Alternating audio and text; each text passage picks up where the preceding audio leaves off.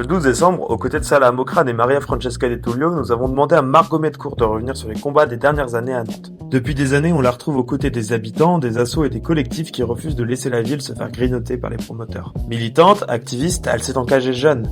Après avoir animé des centaines d'ateliers collectifs, d'éducation populaire et d'enquête habitante, elle s'est fait connaître en 2020, lors des municipales où elle a su amener un autre discours dans le débat, contestant frontalement les politiques d'attractivité consensuelle à gauche comme à droite. Révélation de cette campagne, elle a poursuivi ses combats. Tout d'abord, elle s'est investie dans la bataille du CHU, parce que le projet de transfert sur l'île de Nantes, cela voulait dire la destruction d'Hôtel-Dieu et l'ANEC pour un hôpital plus petit dans une ville qui grandit avec moins de personnel et moins de lits.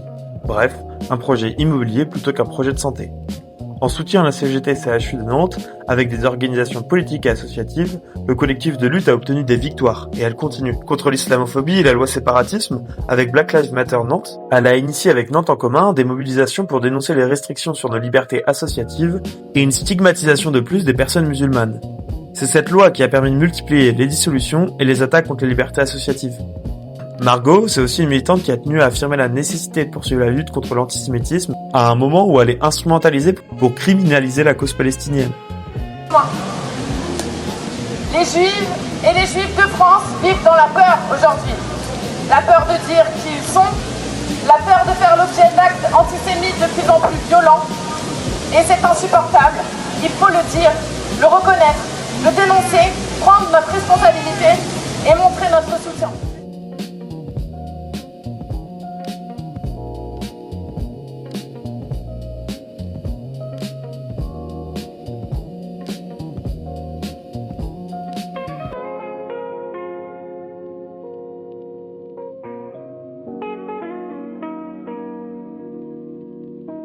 Margot s'est opposée à Nantes Métropole et son projet de bétonisation de 25 hectares au Vieux-Doulon.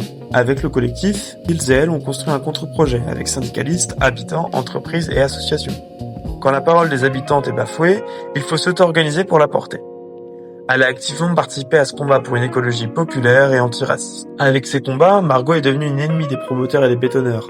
Elle participe à bousculer la métropole en participant à l'émergence de collectifs et de personnes qui luttent elles-mêmes pour leurs droits, leur lieu de vie et leur dignité. Margot fait partie de celles et ceux qui tentent de paver un chemin communaliste, ici, à Nantes. Le 12 décembre prochain, à la salle Festive Nanterdre, elle sera avec nous pour revenir sur ses expériences et contribuer à l'aventure de Nantes populaire.